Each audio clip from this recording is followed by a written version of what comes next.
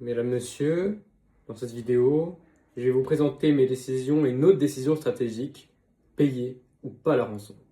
La première question à se poser est la suivante, faut-il payer cette rançon de 800 000 francs? Ma recommandation est claire, il ne faut pas payer. En effet, il n'existe aucune garantie que les cybercriminels tiendront leurs promesses de déchiffrer les serveurs ou de restituer nos données. Dans de nombreux cas, ils ne respectent pas leurs engagements ou seulement partiellement. De plus, payer la rançon envoie un signal dangereux. L'entreprise devient une cible connue pour être prête à payer, et ce qui accroît fortement le risque de nouvelles attaques dans le futur. Il existe également un problème éthique et légal. Payer revient indirectement à financer des activités criminelles, ce qui peut soulever des questions juridiques en Suisse. Et enfin, d'un point de vue financier, 800 000 francs représentent une perte considérable sans aucune certitude de récupération.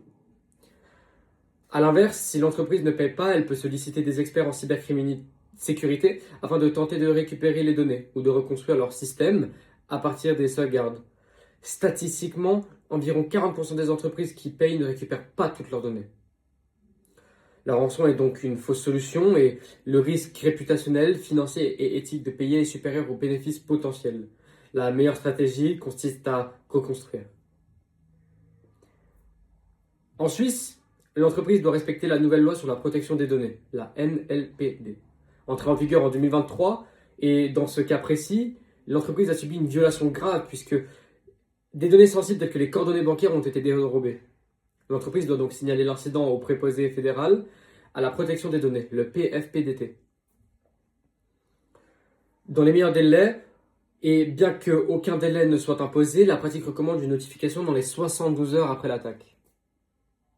La notification doit préciser quelles données ont été volées, combien de personnes sont concernées et quelles mesures ont été prises pour corriger la situation.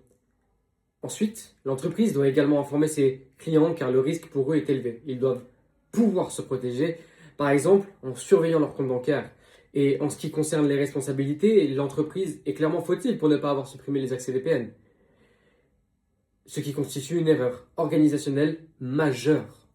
Le prestataire perd aussi partiellement une responsabilité si son ordinateur n'était pas suffisamment sécurisé. On en vient ensuite avec les actions. Quelles actions nous allons prendre en premier au terme de l'IT? Après une attaque, la priorité est de reprendre le contrôle le plus rapidement possible. La première étape consiste à isoler les systèmes, couper les accès VPN, déconnecter les serveurs du réseau afin d'éviter la propagande de toute l'attaque. Il faut ensuite mandater un expert en cybersécurité pour réaliser une analyse complète, une analyse forensique, et tenter de récupérer les données. En parallèle, il est essentiel de relancer l'activité de l'entreprise rapidement. Pour cela, il est possible de créer un site temporaire minimal hébergé sur un service cloud comme Vercel ou Infomaniac, et ce qui peut être réalisé en quelques heures. La prise de commande peut être assurée provisoirement via un formulaire en ligne ou une adresse mail dédiée.